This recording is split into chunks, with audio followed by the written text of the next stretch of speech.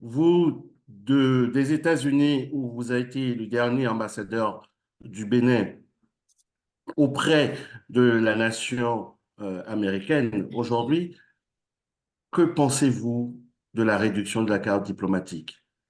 Bien évidemment, nous avons assisté au cours de ces dernières années, en tout cas sous votre magistère, bien évidemment, le Bénin a pu décrocher le second compartiment du MCCA-2, ce qui n'était pas gagné d'avance. Aujourd'hui, quelle lecture vous faites de la politique diplomatique à l'aune des réformes du régime de Patrice Talon? Merci beaucoup, Monsieur Adéchian. Et je crois que vos deux questions, les réponses sont pour moi les mêmes. Vous parlez de la réduction de la cartographie diplomatique du pays. Et aussi, vous me demandez quelles sont les avancées générales quand il s'agit des acquis que le gouvernement Yahi avait laissés, mais surtout sur le plan de la coopération et des ressources qu'on a pu obtenir. La réponse est simple, hein. La diminution de la cartographie, de mon point de vue diplomatique, répond à la même exigence et à une certaine politique que le président Talon a voulu mettre en place. Et cette politique, pour moi, c'est déjà d'une part de se soustraire du regard international. Parce que quand vous réduisez votre avancée diplomatique, ça veut dire que vous donnez plus de difficultés à ceux qui autrement auraient eu l'œil sur vous, votre politique interne. Vous leur donnez, vous rendez ça beaucoup plus opaque. Donc ça, c'est l'un des premiers points qu'il faut mettre en exergue parce que pendant la présentation du ministre Akadiri, il a parlé d'isolationnisme au temps du PRPB de 1972 à 1990. Cet isolationnisme était dû au fait que le Bénin s'est rétro-inverti, s'est mis en lui parce qu'ils avaient une politique claire qui était une politique qui était tournée vers l'Est. Donc, c'est la même chose que le gouvernement Talon fait, mais pour des raisons pratiquement personnelles et des raisons, comment dirais-je, plus ou moins commerciales. Et donc, pour revenir sur ça, je dis que d'une part, c'est de se soustraire comment dirais-je, du regard de l'international.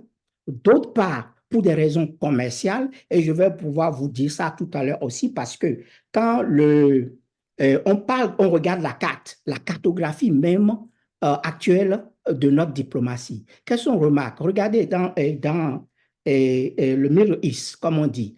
On a une ambassade au Qatar, on a une ambassade en Arabie Saoudite, on a une ambassade au Koweït, dans la même zone. Mais qu'est-ce qui se passe dans cette histoire-là? C'est-à-dire que les gens ont tendance à mettre des ambassades où leurs intérêts personnels se situent.